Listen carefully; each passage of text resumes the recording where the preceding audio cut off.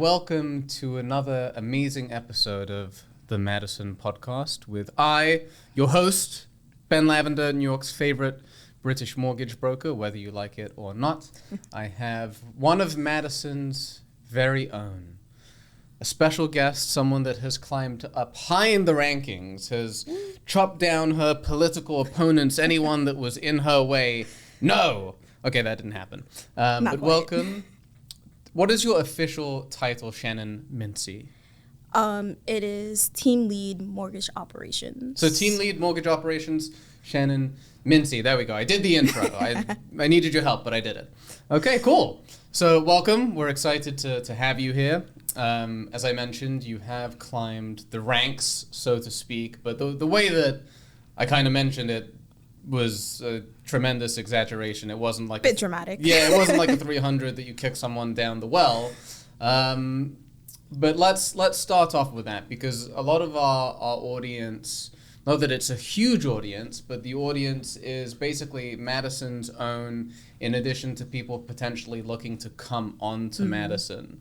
So it's a good way of getting people to know us and get to know you. And I think that you offer, Shannen, a very special perspective, because unlike a lot of the people that have been on the podcast that have worked here, you're newer, right? So you've Very been much. with us for how long? 2 years? I Something just like made that? 2 years last month. Mazel tov. Yeah, thank you. Yeah, 2 years. So it's time flies, and honestly, it feels like you've been with us forever, right? So I'm saying it's going to be good perspective, because you don't come from the Madison old school crew. I know that makes it sound so elitist when I say that, but we've been around a long time together. So what were you doing before you were with us? So prior to Madison, I was at a home care company working in their intake department. It felt like the company, I kind of maxed out. Wasn't really offering much. So just looking for a new opportunity. Decided to start interviewing at a bunch of places. For me, where I was, the industry didn't really matter. I was looking for two things: opportunity and, just room for growth. I feel like a lot of people say that, in interviews just to kind of get the job. But for me, legitimately, I was looking for an opportunity to grow. So I started interviewing at a bunch of places, had some really weird interviews. Like what? Any good ones? Yeah, I interviewed for this law office in Garden City right by Roosevelt Field. And sort of paralegal job. I was like, oh, this is great. I'm going to be busy. Got there, doors were locked. So I was like, all right. For the interview? Yeah, I could not get into the office itself. It was an after hours interview, so they made a special lounge for me. Someone walked out. I'm like, hey, I'm here to interview with so-and-so. And they were like, no. I was like, no, I am. And the person was like, well, we don't do interviews at this time. It has to be during our business hours. Ended up showing her the email about the person I spoke to. She finally let me in the building. And it was just the most awkward experience. So on my resume, I have that I'm conversational in Russian, which is obviously a big surprise to a lot of people. Yeah. The person I interviewed spoke Russian. The person that interviewed me spoke Russian. So she's looking at my resume and she's like, I speak Russian, right? And I'm like, yeah, I can tell by your name. Yeah. And it was just so obvious that she didn't believe me, which was fine. I was ready to, have a little dialogue with her. Never asked. So I assumed I wasn't going to get the job. It seemed like she wasn't going to give it to me. All right, no problem. We said goodbye. Did one of those awkward things where we both walked to the elevator. So we rode down the elevator. And then we got off and did one of those awkward goodbyes. Ended up walking the same way. Standing outside, it's pouring, raining, so I have an umbrella. Again. And so you she said goodbye doesn't. Several times. We said goodbye 4 times. And then finally, so I walk her to the car with my umbrella because I didn't want her to get wet. And halfway, she's like, it's okay, I can just run to the car. And I'm like, well, I'm parked right next to you, so. So again. It just kept going, but. Maybe that was a sign that you should have worked there, Shannen. No. It's not too late. It kind of is, though. But anyway, so went on a lot of weird interviews. And then just one morning, I'm scrolling on my phone, and I saw this place, Madison Mortgage. I was like, this sounds cool. And it's a cool name. Props to Sean. The alliteration. I guess. What really interested me, though, that it was walking distance from the house. Oh. So I applied and got a phone call from Kat, actually, and she described the role to me. And it was pretty much what I was doing, just in a different industry. So the whole idea of managing a pipeline and all that, it was very familiar to me. So I was like, all right, great. I'm going to interview for this job. And it was in February, right before COVID happened.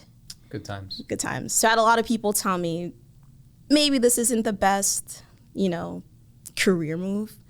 And I didn't know much about mortgages. I didn't know much about, the '08 market crash. And it was like, remember the '08 market crash? I was like, I was alive for it, but I didn't live through it. Yeah. So it was just really weird. But, my parents told me to never pass an opportunity. So I ended up interviewing, and hands down, best interview.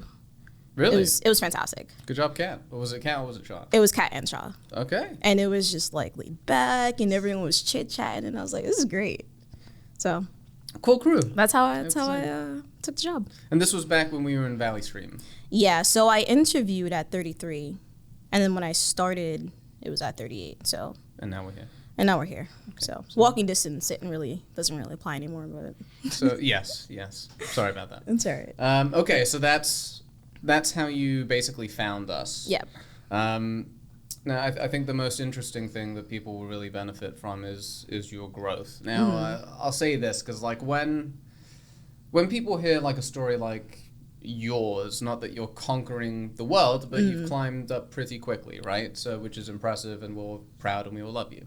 But it's like I don't want to say that happens for everyone, right? It's like you have to put in the work. So can you talk like a little bit about like your mindset when you joined us, in terms of like what were you thinking long term? Were you just enjoying learning about the mortgage business, or was it like more calculated for you? What was your approach? For me, the idea of starting a new job was whatever job I was going to get, I was going to do the job. I was looking for something long term. So I had a couple of jobs before, and it was nice to get the experience, but my mindset was I wanted somewhere where this is it for me. And so joining Madison, I liked the culture, I liked the vibe, and I said, this is it for me. Shaw kind of threw a challenge to me, and he was like, it's a lot of information to learn. And I just took that and ran with it. Every piece of information that I got, I tried to retain it as much as possible. I asked an obscene amount of questions. But I truly think I came at a special time because there were only 20-ish of us. Yeah. So I had a lot of dedicated time with, I started with Sarah, then I got to work with Donna, and then once I started working with Kat, it just took off from there. And she would give me a task to do, and if I didn't understand it, I'd stop and ask. If she'd explain something to me, if she used a word, I'd write it down, let her finish, be like, oh, so when you said this, what did that mean? And just kept testing my knowledge. And then from there, just being able to work directly with Jim, an underwriter. Yeah. Just same thing, right? So, he'd explain something, stop and ask. Hey, I get this and this, but when you bring it over to this aspect, I'm not sure how the two correlate. And it was just a constant circle of getting knowledge, testing the knowledge, getting knowledge, testing the knowledge until it stuck. And it's working. But I think there's something really important to really pull from that is that you, like some people just go into a job thinking, it's just a job, and that's okay. But it's not okay if you're looking to grow. Yep. Right. And I also find that it gives you a sense of purpose, going when you go to a job that can become a career like it's becoming for you. It gives you, it's more fulfilling internally. But, yeah. The other piece, like what I said, it's like you had the mental approach to just get better. No one told you to. You just did it on your own accord. Yeah. I'm a firm believer in perfecting your craft. Right. So for me, coming in here and seeing all the different aspects of the operations, for me personally, like I wasn't okay with just knowing processing, right? I want to know the different aspects of processing. How do you submit a loan? How do you disclose a loan? What do you guys do as LOs? How does pricing work? Like that's all information that while, yeah, we have it a bit separate, when you learn all of it all together, it makes you better at what you do. Yes. tremendously, and it ties all in together. So, Shannen, what is it? I mean, I know what you do, but for the people watching, what is it that you actually do day to day? So, my role as a team lead is I work with Kat, and we oversee the operations of, I guess, the before it actually hits processing. So the team is comprised of 4 sub-teams. So your disclosure, opening, our pre-underwriting, submission team, and closing. Right now, my main focus is working with our pre-underwriting team. But other than that, I help Kat with the with opening and making sure everyone's doing what they're supposed to be doing, managing the pipelines, and then just pretty much making myself available for whoever has questions. So you're one of the reasons why our loans come out of underwriting so clean. So what essentially, like from a loan officer's perspective, if you're an LO watching this, is that what Shannen and the team will do is basically pre-scrub a loan before it goes into underwriting. It's not an excuse for originators to not do their job and properly screen it up front, but it goes through another layer, which is why once it actually goes into underwriting and rather comes out, instead of getting, because like Shannen, the average amount of conditions when we worked in retail and like other banks, like it was 10 to 20 conditions, It's a lot. per file, right? Yeah, it's a tremendous amount. Now, what's our average? Like 4 to 6?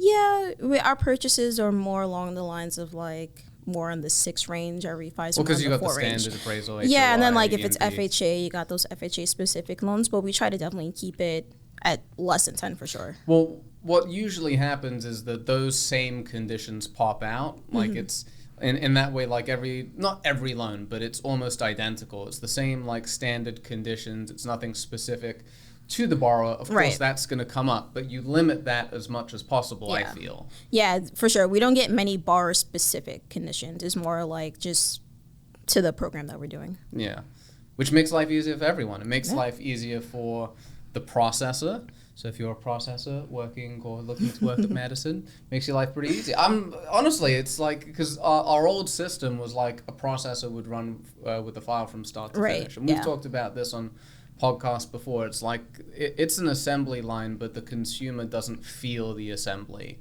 because they're only contacted by 2 people, or 2 entities, so to speak, the processing team and the LO's team. The submission desk isn't reaching out to the borrower directly. Correct. Which I think is key. I think it's so important because then it just confuses the client. Right. You don't want too many hands, in a pot. Yeah, which we've heard from. I have other colleagues in the business that literally every single portion, it's like my client's being contacted by 10 different people, and then their experience is, and it's all about that consumer experience at the end of the day. And, our realtors too that send us business, because ultimately how smooth the process is for them is a reflection on that person that's referring us business. Yeah. So it's not a small thing to just kind of be like, the loans come out cleaner. It makes a difference. It really does. Appreciate it. So you guys do a good job. Do a really good job. So what was it, Shannen, going back to kind of the beginning, like what surprised you about the business in general? Like, did you have an idea of what things would be like versus when you actually got here and the way everything worked? So I didn't have any like ideas prior to coming here. The biggest thing for sure that was a surprise was the amount of information you'd have to learn. Because when Shaw said it was a lot of information, I was like, all right. And then he put me through that training and I was like, whoa. Yeah. And then even now, like 2 years in, I feel like I have a good grasp on things. But, if I was to make a list and compare what I know to what I don't know, I think that list to what I don't know is still pretty lengthy. So that's a constant surprise. Yeah, I mean, you're always learning in this business, but if you have like a fundamental understanding of like how loan programs work, sure, guidelines can change anywhere from every 3 months to 9 months, but you have the basics, and as long as you know how to look up that information, I think is the key part. Because what are you going to do? Memorize every guideline in the book? That's difficult to do. And look, some people have that down, but it's taken them years. Right. I mean, I think for anyone coming in, you'll hear that it's a lot of knowledge, and it truly is. But the best thing to do for yourself is get the skills of how to find the answers yourself. Because guidelines are published, right? Even if they change, it's always going to be published somewhere. But if you have this skill that allows you to look up or to... If you know websites and know how to use Control F. Right, exactly. Or even just being able to read a guideline and then interpret it and you know, apply it to the loan, like that goes a long way. Objectively too. Yeah. Not just picking out like the 3 parts well, of the last sentence says, yeah. no, you got to be able to tie it all together. Which us LOs are guilty of doing. It's like, Ben, what about that? No, don't worry. Just, omit the first sentence. So yeah, it's... I feel the same way. As someone that's been doing this for 10 years, you're not like ever just, okay, I know everything. You have to always learn something. And that's another thing. It's like, Ben, why do you like the mortgage business so much? It's because it's challenging. I'm not doing the same thing every day. It's like there's always something new. And I think that's key. Yep. You know, it's key for your own happiness and individual life fulfillment. I really believe no, that. it is, it's not though. some corny stuff. I truly believe that. Yeah. Because I feel like if I came here and did the same thing every day, like... You know, it'd be so boring. Yeah. Well, yeah, it's always a challenge. So, in terms of, we were saying, for what was the most challenging, you would say it was the amount of knowledge. So going back to that, what I wanted to kind of dive a little bit deeper on, was it more so the vocabulary? Because I find that for newer people, I also found this for myself. Like I remember when Shah was talking to me and I worked for him as his LOA. Like he would just say things that I was like, I have no idea what you're saying. Yeah. So it's more vocabulary, not necessarily guideline stuff. Because it's like learning another language. It is. Even the first time I read through a contract, it's all legal jargon. Yeah. Right. So being able to kind of pick out words and see what it means. But even for the average person, you only get a mortgage if you're buying a house and if you're not paying cash for it. Right. So besides the terminology, the documents, I wasn't familiar with coming in because it's something I ever crossed prior to coming into the business. So that was a big task for me. Yeah. Yeah. And then you realize after reviewing several contracts that all attorneys use the exact same format. Yeah, you just got to read the margins. There's a variance of maybe 4 or 5 different ones that they all use. And like you said, you got to read the rider, you got to see what they changed, but that stuff's pretty simple. Okay, so Shannen, anything else that you think our audience would like to know, or you think they should know if they're thinking of entering the mortgage business or just growing in general, mindset, anything that you think people would really benefit from? I think whatever you're going to do, just do it. That's simple. I mean, that's really all it is at the end of the day, right? If you're going to commit 9 hours of your day to a job, do it. You know, make sure you're here. Do it well. You know, be all in it. Like Shah likes to say, you know, be dialed in and focused. And if you're doing that, not just in your job, but like in your life, right? If you're doing anything in your life, do it. And you should do everything the same way. You know, don't just be, you know, I remember when I was a waiter, you know, in my late teens. And I was, oh God, I was so terrible at it. It was... But I tried. I really tried, though. I got 0 mentoring. It was the exact opposite. I got 0 mentoring. No one taught me about the menu. They'd be like, Ben, are there nuts in that? And I'd be like, no, and there are, and someone would die. Okay, that didn't happen. But it was like, that's how bad it was. But even so, like, you try, whatever you do your best at it. Because whether, you know, you're underpaid, overpaid, your boss is not the most pleasant person to deal with or not, you're still improving your own skill set by getting better and learning how to get better. So I won't continue that. But anyway, thank you for coming on. Thanks for having me. We appreciate you. I think we should do this again in a year and see where you're at. Yeah. No pressure. No pressure. But well, my licenses are pending, so that can be our next topic for the next podcast. Oh, snap. Okay. Cool. All right. Signing off, Shannen. Thank you so much. We love you. Thanks, Ben. Bye.